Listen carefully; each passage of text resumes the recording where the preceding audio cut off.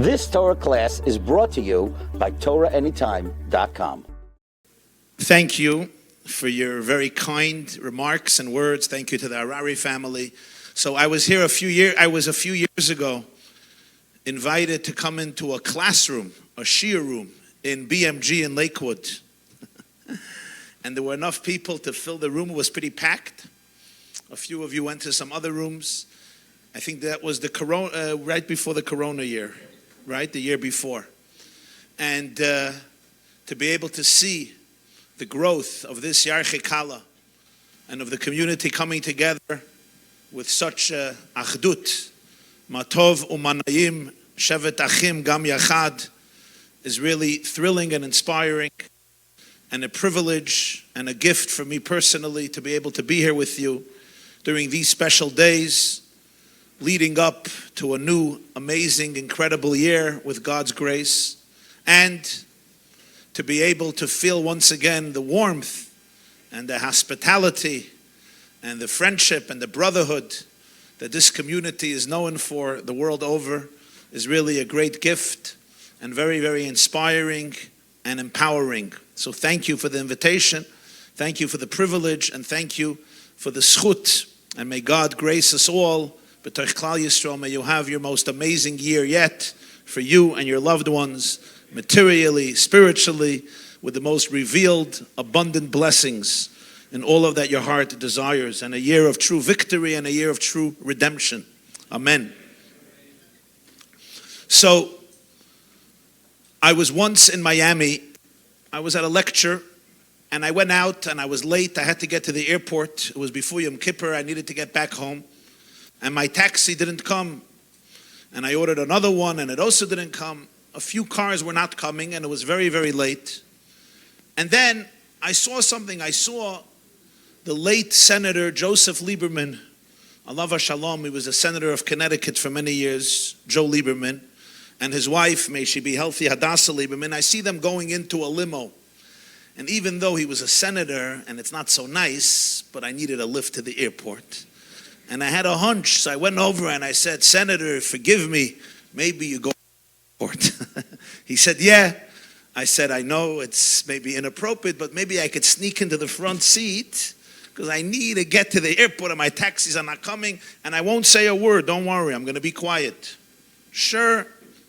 He said, "Come in." So I went near the driver, but once he was there, "I'm going to be quiet." So pasnish, I'm going to go home. It's not a Jewish thing to do, yeah? Somebody once asked Elie Wiesel if there is a tradition of silence in Judaism, because wherever he goes, they don't stop talking. So he wants to know if there's a tradition of silence in Judaism. So Wiesel said, "Yeah, but we don't talk about it." So what am I going to talk about? My silence?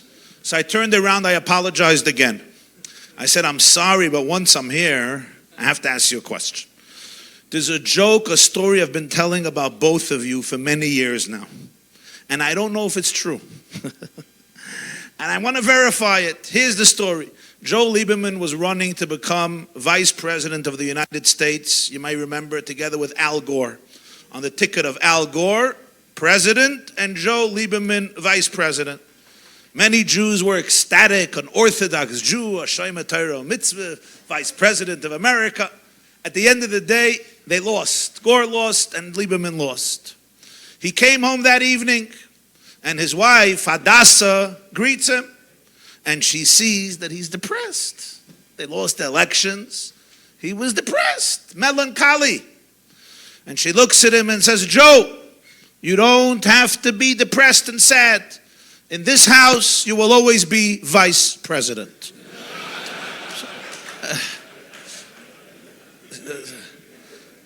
I heard this joke, I heard it years ago, and I say it, it's a good joke. You know, Jewish women, Jewish husbands. I don't mean to remind you, I know you ran away, but whatever, you're going to come back.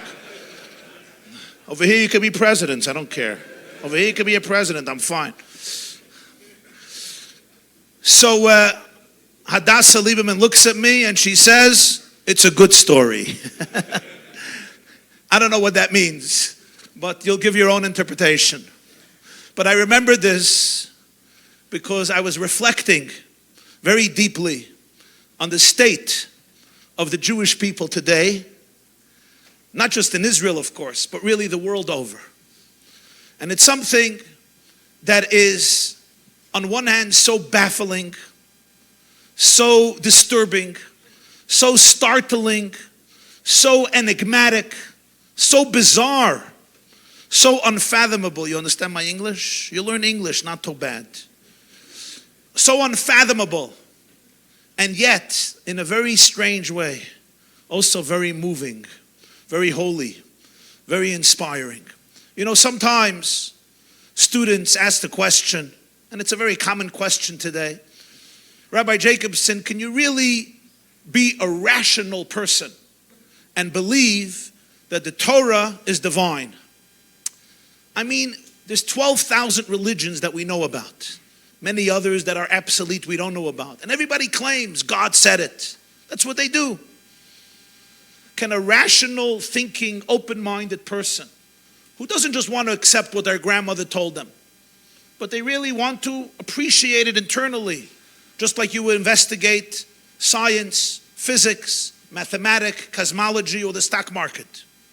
Can a rational Jew who thinks about things, who wants truth, authenticity, really believe wholeheartedly, sincerely, that every word of the Torah was dictated to Moshe Rabbeinu by Hashem himself, by the creator of the world? And it's a fair question, it's an important question, which is why sages and commentators and thinkers have discussed it and explored it over the generations. And I know Professor Kallah will speak soon. It's one of his great topics, permission to believe. But I told my group of students, I said that I want you to know something. The way I see it is that maybe one of the deepest proofs in a very real way to the truth of Torah is what has happened in the world October 8th, 2023. Because when you look at it, it is so irrational to the point that it's mind-staggering. Almost like the sun, tell me the sun has risen today in the west and setting in the east. A little country, 6.6 million Jews, surrounded by 57 Muslim countries, not 2, not 10, 57 Muslim countries with one little Jewish state. The size of Dallas International Airport. That's Israel. Or near my hometown, the size of New Jersey. Tiny little country. It would be like a football field and a match on the football field. And this little country, one morning, Simchat Torah, Shmini Atzeret, Simchat Torah, October 7th, is attacked by monsters who invade, 6:30 a.m., burn, behead, rape, torture. I'm not going to get graphic now, but everybody knows what I'm talking about. Abduct, capture, until today. With not just murderous intentions, with a sadism, with a barbarity, with a cruelty that we thought we heard about from the Middle Ages, from 1648, 1649, pogroms of Khmelnytsky, of the Cossacks in Poland. And videoed and recorded and proud. The Germans wanted to hide the evidence. They understood that it's shameful, at least for the world. But they recorded it. And you have to hear something fascinating. I couldn't believe it till I read it. 2 weeks ago, there was an international film festival in Toronto. And one of the films was about October 7th. And they didn't accept it. You know why? They said, we don't have permission from Hamas to use their footage. It's illegal. And I'm like, wow, imagine we're not allowed to publish pictures of the Holocaust because Hitler and Goebbels, Himmler and Eichmann didn't give us permission. And you don't behave illegally towards such special people. Unbelievable. This is Toronto 2025. And the country is attacked. 250 hostages taken, 1,200 murdered. And Hamas says, we're going to do it again and again until every last Jew, heaven forbid, in Israel and in the world is dead. So a country, a few weeks later, goes into Gaza to destroy this enemy that wants to burn, it would love to burn every Jew alive. Lahashmid la'arog u'le'abed, like Haman in its day. You would think that the civilized world would at least show a little empathy towards this Jewish homeland. What happened in the days and weeks and months until today afterwards boggles the imagination. Not only was Israel not empathized with, but demonstrations emerged all over the world, and they're protesting pro-Hamas against Israel. And you're not talking about demonstrations in Afghanistan, in Syria, in Egypt. I get that. You're talking about Harvard University, Yale University, Oxford University, Columbia University, Ivy League universities filled with Jewish boys and girls that Jewish parents were so proud of that they could pay $400,000 to get your kid through 4 years of Harvard. Turns out he comes out after 4 years, he doesn't know the difference between Hitler and Churchill. A rabbi at Duke told me, nearby there's UNC, University of North Carolina. On October 12th, 2023, there was a demonstration there at UNC, University of North Carolina. And the demonstration, of course, was pro-Hamas. There's a Jewish professor, a secular Jew, who teaches at the university. And when he saw this from the window, he was disgusted. So he went out and he started to scream, "You're a bunch of Nazis. You support genocide." And the police escorted him away, supposedly for his own safety. As he was screaming at the pro-Hamas protesters, "You're Nazis." He comes back to the university, and then he comes in to give his lecture. And before he begins his lecture, one of the girls, his students, comes over to him with a rose. He says, "Why a rose?" She said, "I saw and I heard what you said outside at the protest, and I was so proud of you, how you stood up for truth. I just want to show a gesture of support and sympathy, and here is my rose." He looks at her and says, "You must be Jewish." She says, "I'm not. I'm a Gentile, I'm Christian." So he says to her, "So why do you care?" She says, "What do you mean? You're the chosen people." He looks at her and says, "Come on. You already know me. You're in my class for many months. I'm an atheist. I don't believe that we're the chosen people. We're not the chosen people.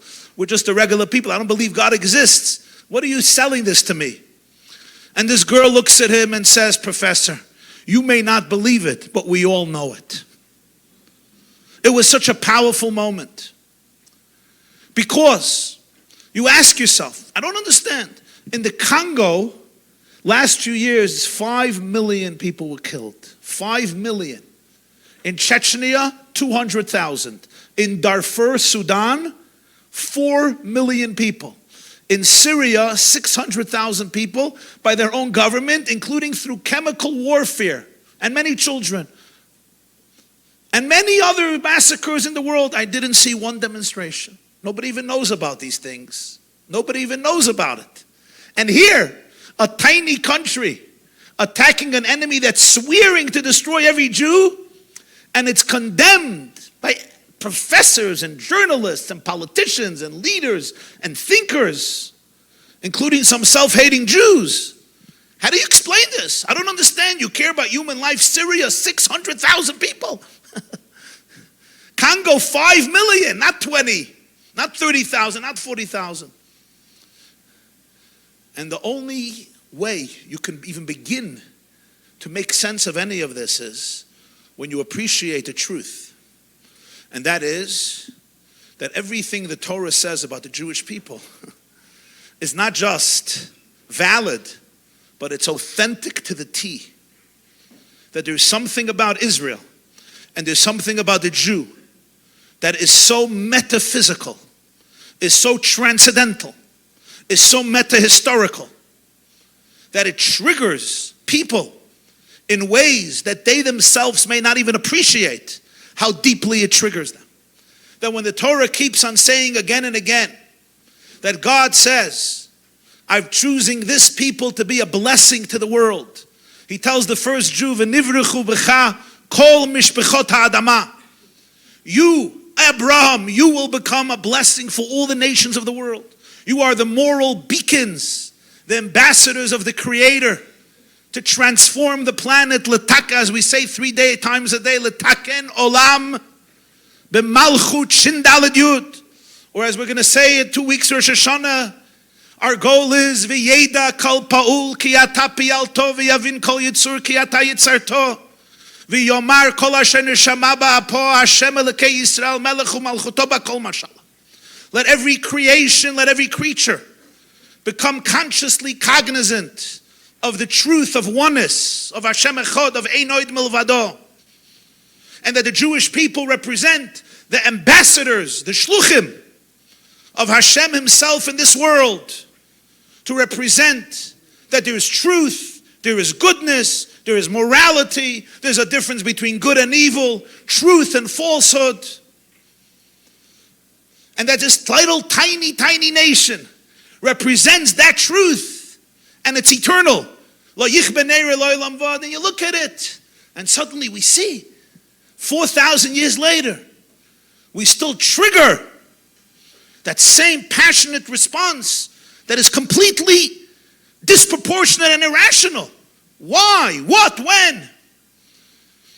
You know, there's one mitzvah in the Torah that always baffled me. It's so interesting. You come into any shul in the world, and they want to know if there's a minyan. Over here, we know there's a minyan. But sometimes there's 8 people, 9 people. They're not sure. So you expect, right? Any newcomer to a shul, they're always baffled. You know, the rabbi, 1, 2, 3. No, you're not allowed to count Jews. So you come into a shul, they'll say, not 1, not 2, not 3, not 4. And if they're hungry, they do, Baruch Atah Hashem Elokeinu melech haolam hamotzi lechem min haaretz. And if they're not hungry, they do, Hoshia et amecha varech et nachlatecha re'em v'nasem ad ha'olam. What's the big deal? Just do 1, 2, 3, 4, 5. You're not allowed to count Jews. There's a verse in Parshat Ki Tisa, God tells Moshe, Ki Tisa, when you want to make a census of the Jewish people, do not count them. How do you count them? Ze yitnu. Let everybody give a contribution of machzit shekel. You count the money. What is this? God knew that this is a way to make a Jewish appeal. How are you going to get them to give? We have to make a census. We can only count money. What's the point? What's the big deal? And there won't be a plague. Why is it so serious? My friends, there's a very profound message here. Why do people make a census? Why? Why does anybody make a census? The answer is, when you take a count, it demonstrates power. If a country shows we have 1 million troops, it means don't start up. If a company shows that we have 3,000 employees, it demonstrates potency. When a country has a large number of citizens, it means there's a great workforce, there's taxes, there's revenue, there's potentiality. Whenever you count, it's in order to show an impressive power. God tells Moshe, if Jews ever count themselves, you know what's going to happen? They're going to go into depression. You know why? Ki atem hama'at, it's a tiny little people. How many Jews are there in the world? People don't realize. We do not constitute even 1/4% of humanity. People sometimes think Jews are like 20%, 10%. We're not even 1%. We're not 0.5%. We're not 1/4%. 0.2. The number of Jews is smaller than a statistical error on a Chinese census. Yeah, check it out. We have almost 3 billion Christians, almost 2 billion Muslims, 1.2 billion Chinese. As I'm talking, another million were born. They're going to have Shalom Zachar Friday night. And Jews, we struggle for every soul, 14 million, maybe 15 and a half, 16, can't yearbo. Not even 1/4%. Jews are going to look and say, we're supposed to survive, thrive, and change the world? Is this a joke? What a mockery. They say there was once a Christian priest and a minister and a rabbi. They went to Starbucks to have a latte for $9.50. So what are they going to talk about? They talk about what they would like to hear people say at their funeral. That's a nice conversation. The priest says, I would love to hear somebody say at my funeral, he was a true man of God. He served the Lord. Minister says, I would like to hear somebody say at my funeral, he was a real friend. He knew how to be there for the people. Rabbi, how about you? What would you like to hear someone say at your funeral? The rabbi says, at my funeral, I would love to hear somebody say, you know, I think he's moving.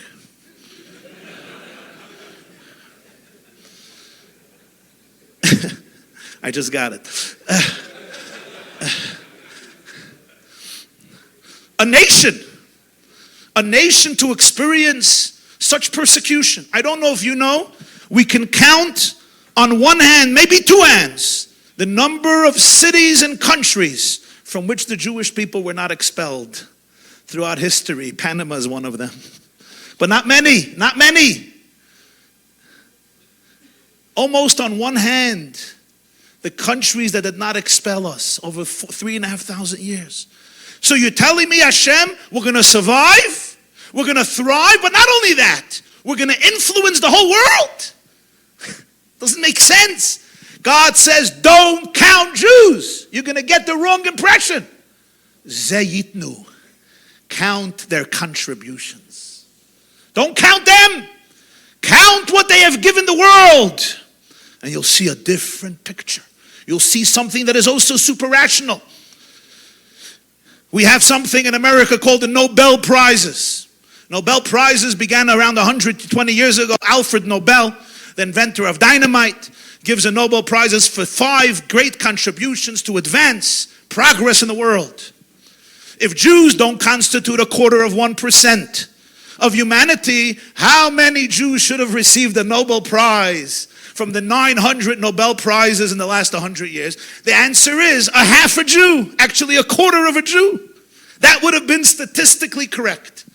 In reality, you'll take a look and you'll see that in some of the areas, Jews have received almost 40% or 30% or 25% of Nobel Prizes. And people are like, what? Muslims have received 4 Nobel Prizes, and one of them, Yasser Arafat, for peace. Yes. Chinese 11. Jews shouldn't have received 1. Disproportionate. God says, don't count them. Zeyitnu. Count what they give. Count their contributions. And that's in the world of medicine, literature, peace, economics, cosmology, science, physics. I've told my students in the last 100 years there have been 4 revolutions that changed the world. In the world of science, the world of biology, the world of politics, and the world of psychology. The world of science and physics was transformed by Professor Albert Einstein. The world of psychology by Sigmund Freud, whose real name was Shlomo Freud, just for the record. Politics, for good or bad, but the world was changed by Karl Marx. And biology by Charles Darwin. Marx, Freud, Einstein were Jewish, and Darwin was wrong.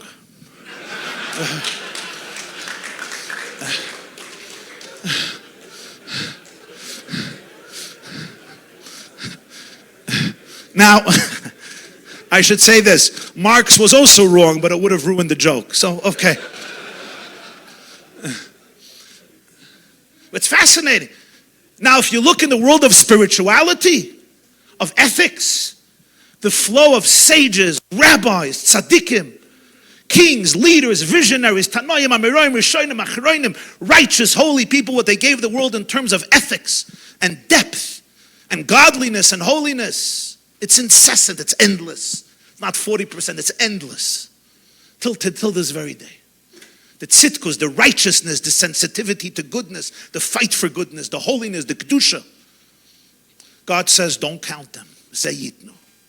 You have to always look at what they give. Then you'll be able to appreciate you're dealing with a different type of people. And this doesn't generate arrogance, it generates humility. I once saw a Christian writer wrote, people accuse the Jewish people for calling themselves the chosen nation by God. It's so arrogant. And he writes something so profound and moving. He says, don't you realize that when you look at how much they contributed and their achievements, the fact that they call themselves the chosen people is the humblest explanation for their achievements. They're actually giving God the credit.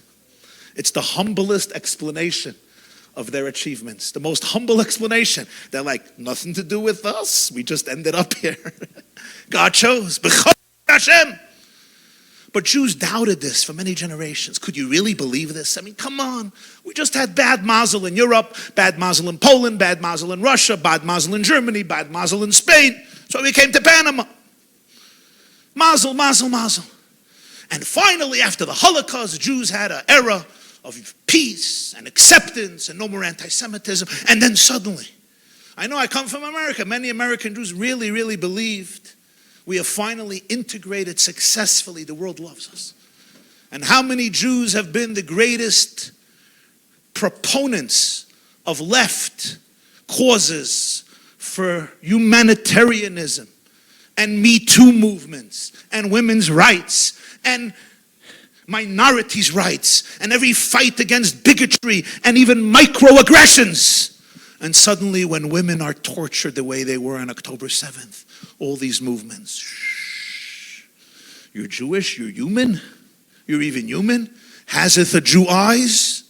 Haseth a Jew nose, as Shakespeare wrote in The Merchant of Venice? And Jews say, what happened? Where did this come from? What did we do wrong? How bizarre.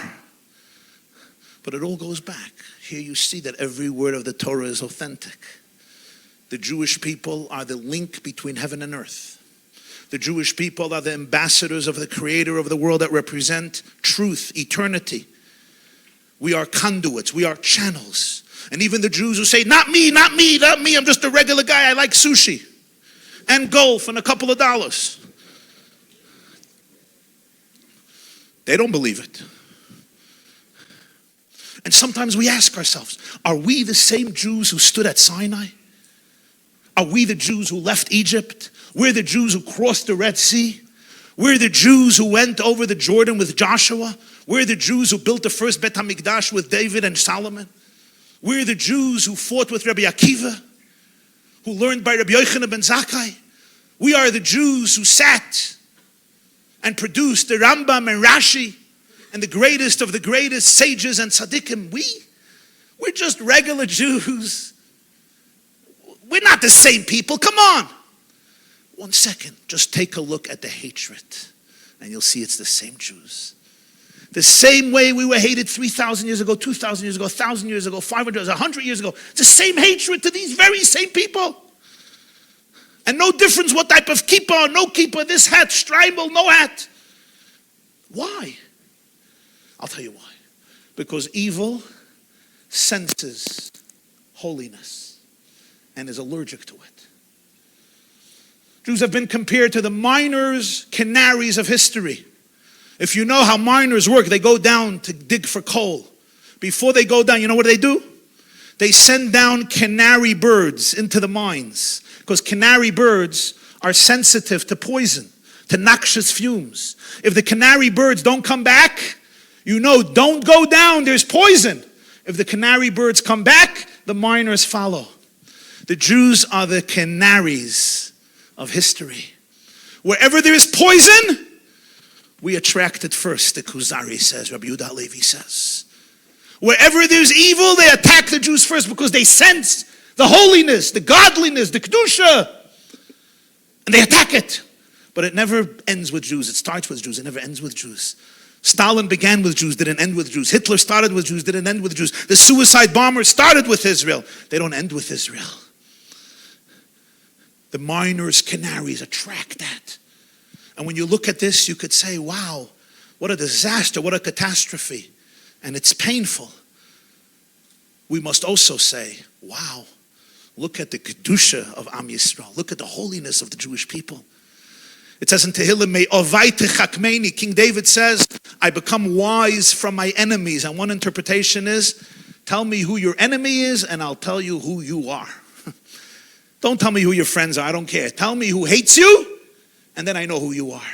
And here we ask a question, wow, if we are a people that was hated by Pharaoh and Nebuchadnezzar, by Haman and by Titus, by Khmelnytsky and Turkmenidai, by Hitler and by Bin Laden, by Nasrallah and by Ahmadinejad. Every one of them, evil monsters. I want to know, what are the Jewish people doing so right to attract all these people's hatred? If Hitler sees you as his greatest enemy, I want to be your friend.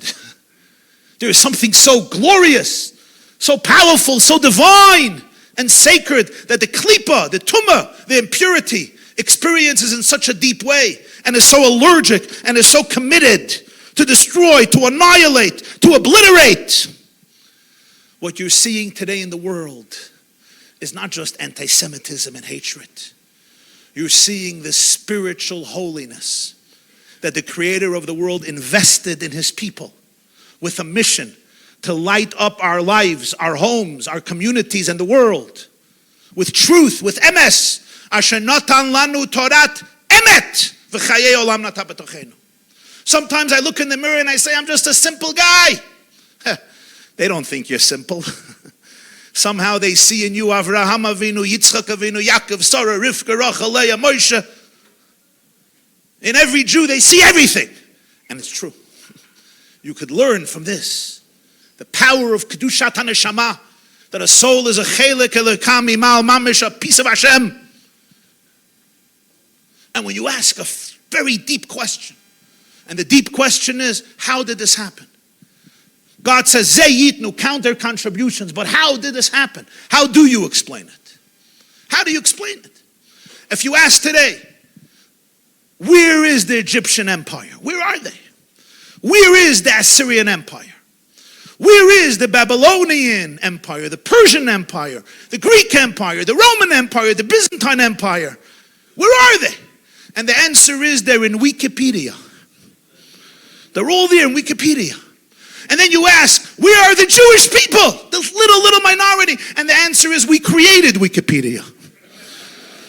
With Google, with Facebook, with Waze, with Instagram, with Telegram, with all the other interesting stuff. Why?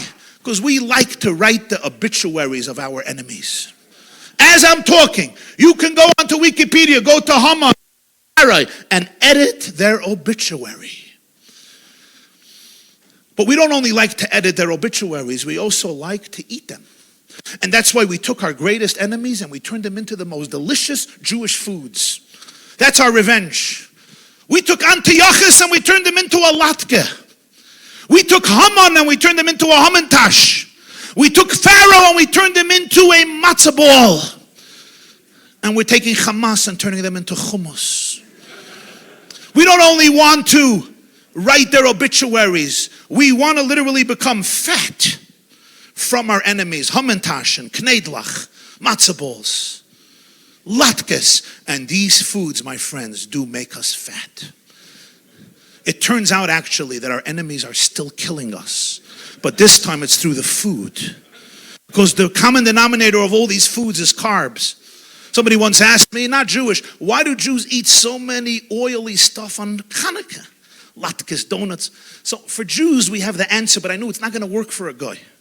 To explain to her, she was a professor, that really the menorah was supposed to burn for one night. But the oil burned for 8 nights, and therefore we soak the latkes for 8 hours.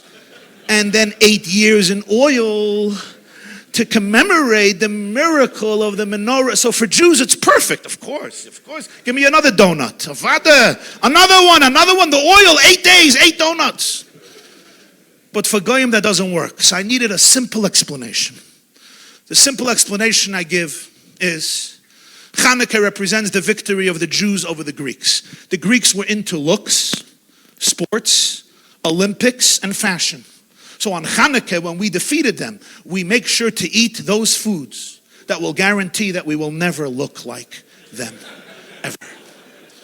Say, oh, this is a very deep Kabbalistic explanation. But when somebody really asks, how does that happen? You write their obituaries, you eat them, turn them into foods, and if you again take a very rational approach, those of you who are familiar a little bit with the scientific method, you know, Whenever scientists want to examine how something survives over many, many generations in difficult circumstances, whether it's an insect, a reptile,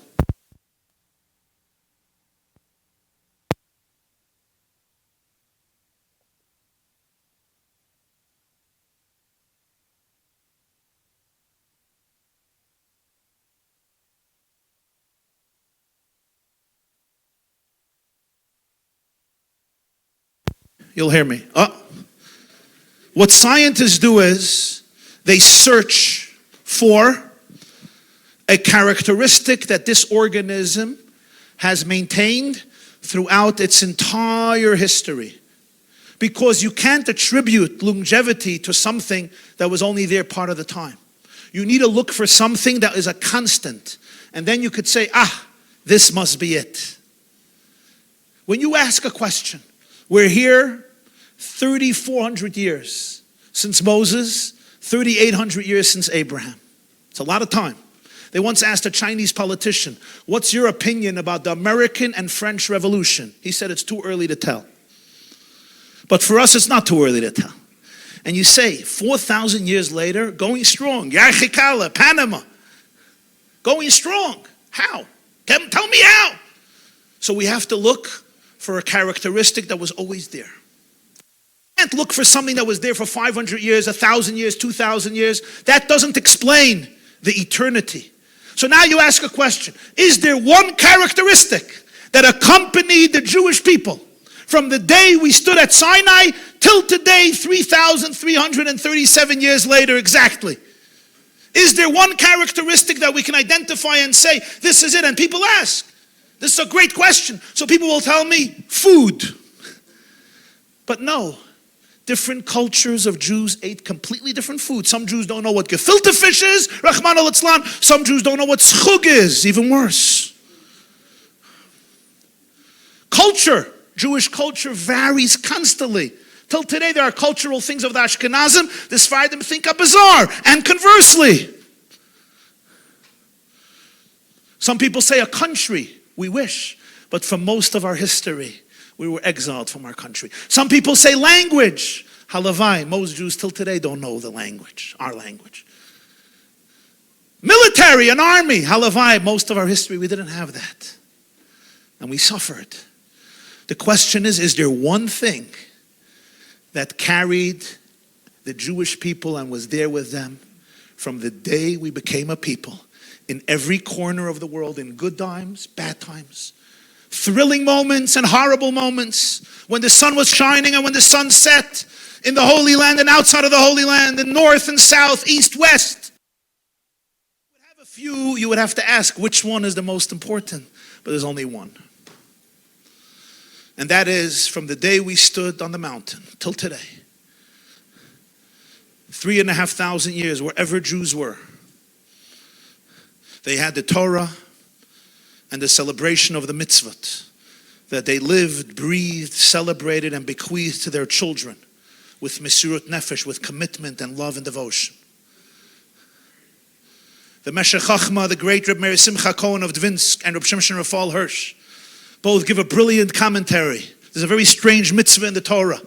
You weren't allowed to take away the poles from the Aron, from the ark. When they put the ark into the Holy of Holies, the poles had to remain steadfast to the Aron. Lo yasuru habadi mimenu. Why? Who cares? Do you know that the Mishkan in one place was for 369 years in Shiloh? You can't take out the poles? 369 years? If you buy a Van Gogh painting or a Rembrandt for $29 million, you leave the suitcase in your dining room? You put it away. It's not nice to have poles. You put it away. Rabbi Meir Simcha Kohen of Dvinsk Dar Samech the Meshech Chachma Rav Hirsch say as follows. There's a very profound message here. The ark was in the Holy of Holies, in the capital, in Jerusalem, in the Holy Temple, the epicenter of the Jewish people. What happens to every single nation when they get exiled? They lose their independence, they lose their commonwealth, they lose their army, they lose their political and military power. They assimilate. Even the Roman Empire, most powerful empire, where are they? They were defeated and they assimilate. I never go to Macy's or Century 21 and meet somebody. Who are you? I'm a grandson of Caligula. I'm an anicle of Julius Caesar. My Elta Zayda was Vespasian. But I meet thousands of Jewish nudniks. My Zayda was Moshe, Avraham, Yitzchak, Yaakov. You know who I am? How does that happen?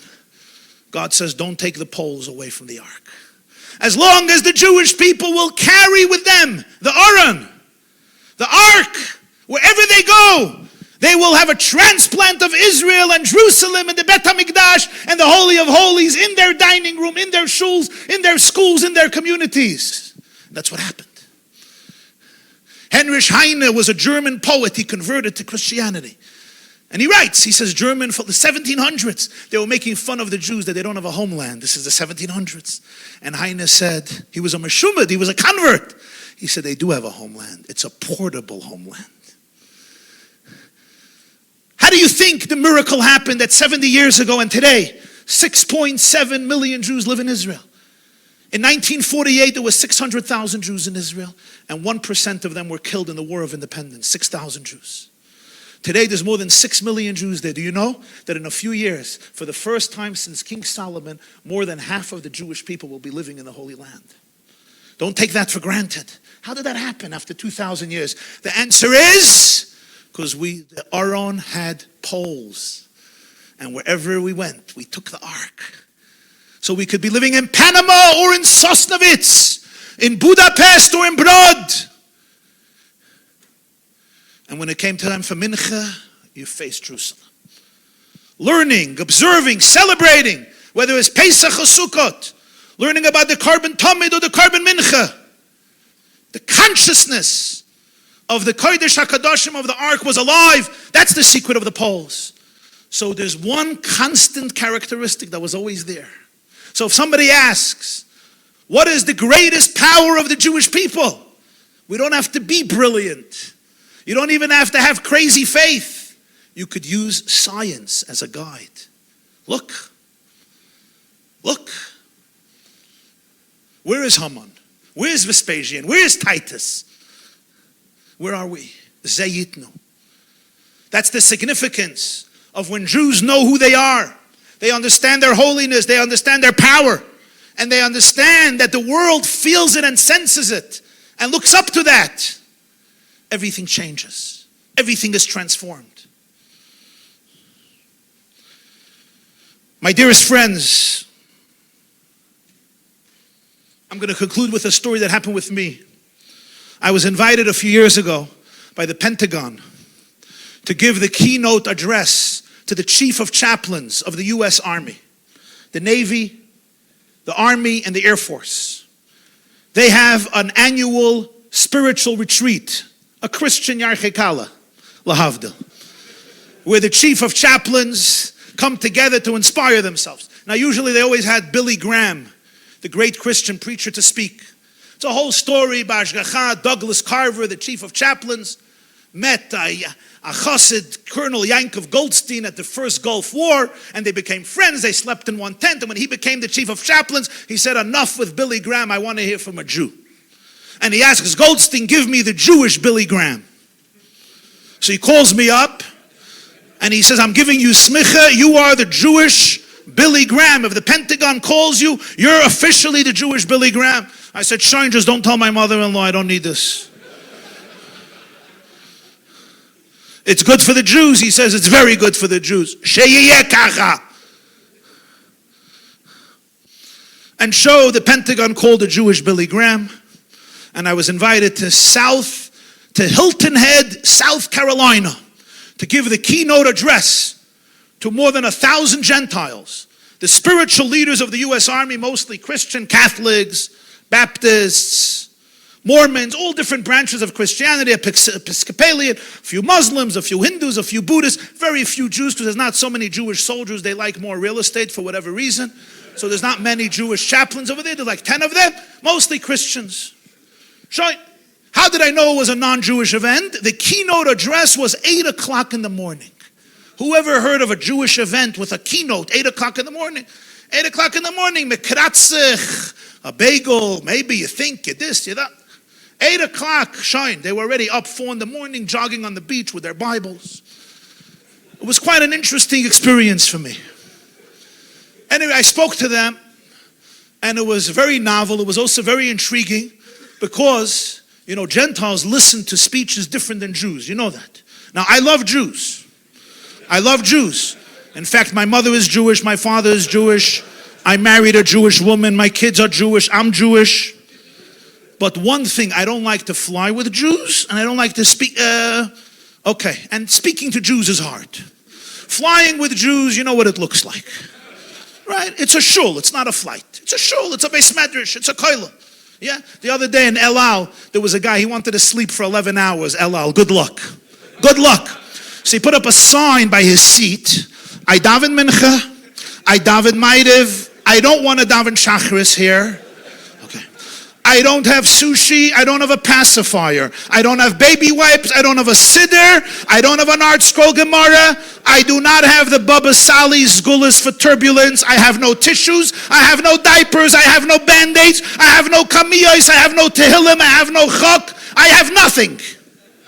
And he thought nobody will wake him. 5 minutes after he falls asleep, somebody is already banging him in his ribs. They don't just wake you up. It's like right in the ribs, right here. You know what I mean? He's still sleeping. He's like, read the sign. The guy says, I read the sign. I need something. Read it again. I read it. What do you want? Tzedakah for the vision. Tzedakah for the vision.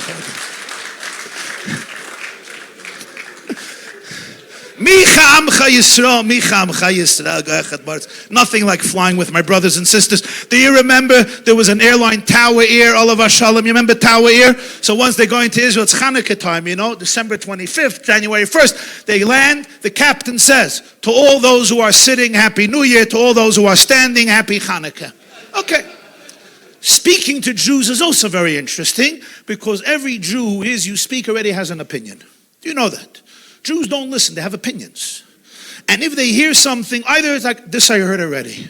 This I heard, I know it already, he's repeating himself. And if it's good, you're like, I'm going to use it next week. Very hard for Jews to listen, really.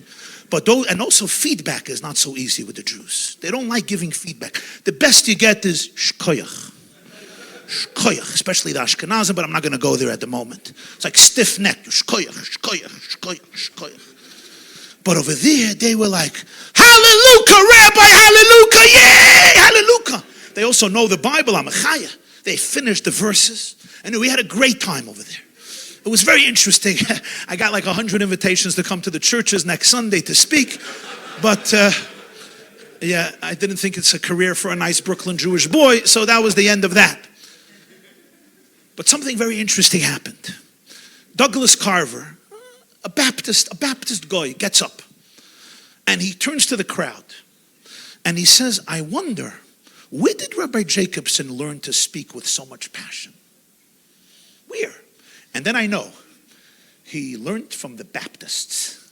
Because if you know the Baptists, they're like, oh yeah, God loves you. So he says, Rabbi Jacobson must have spent time by us, by the Baptists. And that's where he learned how to communicate. And everybody started to laugh. It was pretty funny with a yarmulke, payas, a beard, Baptist trying. I'm Jewish, so of course, I'm part of the website www.jewishguilt.com. So right away, I feel guilty. Why do I feel guilty? Publicly, he said that I was spending time with the Baptists. Baptism is Christianity. I have to make a macha. I have to protest. But then I'm like, you idiot, he was joking. Everybody sees you're not a Baptist. I mean, the yarmulke gives it away a little bit. And then I'm like, yeah, but even if one guy, and I'm going back and forth, I'm torturing myself. And then I'm like, the guy was joking. It was a cute joke because he's a Baptist and he was complimenting you. And then I'm thinking, but even as a joke, Jews had so much sacrifice not to embrace Christianity. That's why we're here today, because of our ancestors. And in America, first century, I'm going to be quiet. And I'm going back and forth, back and forth. And then I decided, they didn't invite me because of my looks or my brains. They invited me as a representative of the Jewish people. And if my ancestors paid such a deep price to stay Jewish, I owe it to them just to say something. And I knew you're not supposed to interrupt a 4-star general. If you do, you have to do 900 push-ups. Now, I'm a slim, handsome guy, but 900 push-ups is pushing it. I'm not the Navy SEALs yet. And then I thought, Yankel Goldstein is never going to forgive me, and they're never going to invite me again. And, they won't invite me. It's not nice, but I don't have a choice. And I literally interrupted him. And I said, General Carver, no, you got it wrong. The Baptists learned it from us. We stood at Sinai, and the Baptists learned it from us. And suddenly the entire audience broke out in an applause. And even Carver, the general, is also applauding me. And I'm like, what? When he said I was a Baptist, they all laughed. When I said you learned it from us, they were all applauding me. And then I realized the powerful truth that I always heard from my Rebbe, from my teacher. The world respects Jews who respect Judaism. The world is embarrassed by Jews who are embarrassed by Judaism. Thank you very, very much. You've just experienced another Torah class brought to you by TorahAnytime.com.